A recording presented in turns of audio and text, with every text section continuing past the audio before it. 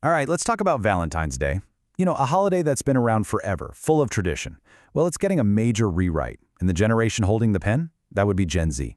They're leading this really fascinating shift away from what we expect, all that romantic stuff, and towards something that's way more personal, and honestly a lot more powerful, self-love.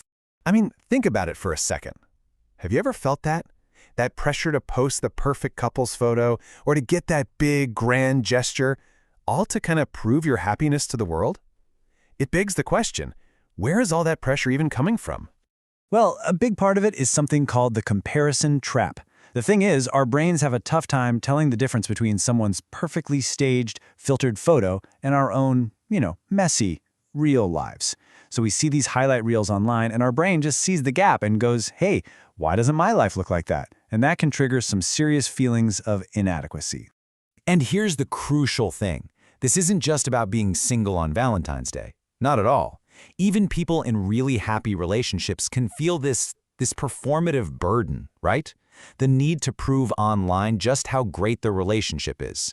It totally flips a day that's supposed to be about connection into a source of anxiety for pretty much everyone. But there's this powerful counter-movement bubbling up, and you're seeing it most with younger generations. It's a solution that completely shifts the focus of the day, away from looking outside for approval and toward looking inside for real, genuine happiness. So what we're really talking about here is a huge shift in mindset. It's moving away from that whole game of external validation, chasing likes, comments, and what other people think, which is always so unreliable and fleeting.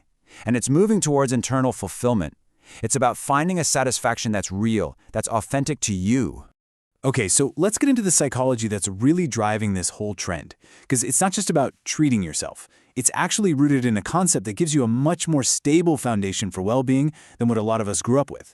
It's all about self-compassion. So what even is self-compassion? Well, it was pioneered by a researcher, Dr. Kristen Neff, and it's actually beautifully simple. It just means treating yourself with the same kindness and support that you would naturally give to a good friend who's going through a hard time. It's about being your own ally. It really boils down to three core parts. First up, self-kindness instead of self-judgment, cutting yourself some slack. Then there's recognizing our common humanity, this idea that everyone struggles, everyone feels imperfect, and you are not alone in that. And finally, mindfulness, just acknowledging your feelings without letting them totally take over.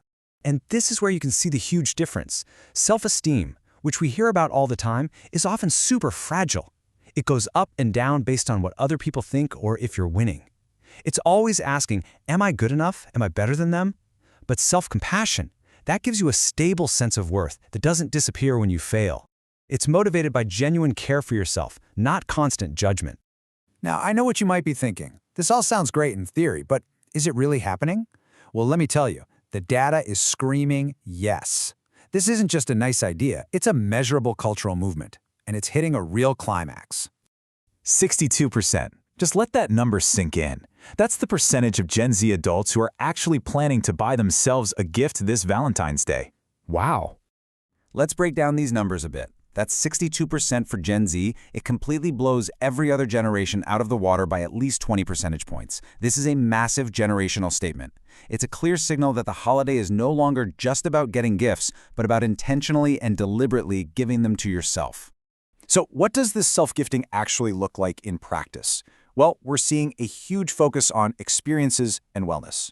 22% are treating themselves to an expensive meal out, others are splurging on luxury items or physical pampering, like, hey, I'm booking a spa day for myself. This isn't just random shopping, it's a real investment in their own well-being. And if you look at the profile of a self-gifter, it tells an even bigger story. For 87% of them, this isn't a one-day thing. It's a year-round habit of prioritizing themselves. They're also super savvy online and way more likely to be spontaneous shoppers. They're basically rewriting the rules of holiday consumerism.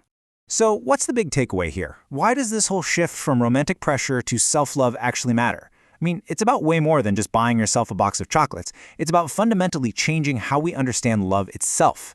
And I really want to stress this point. This is not a singles-only movement. Not at all. This rise in self-gifting and self-care is happening whether you're single, dating, married, you name it. It's this universal idea that taking care of your own well-being has to come first, before any other healthy connection.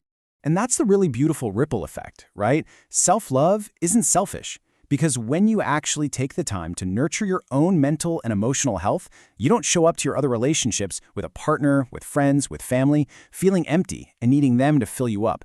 You show up as a whole, authentic person ready to genuinely connect.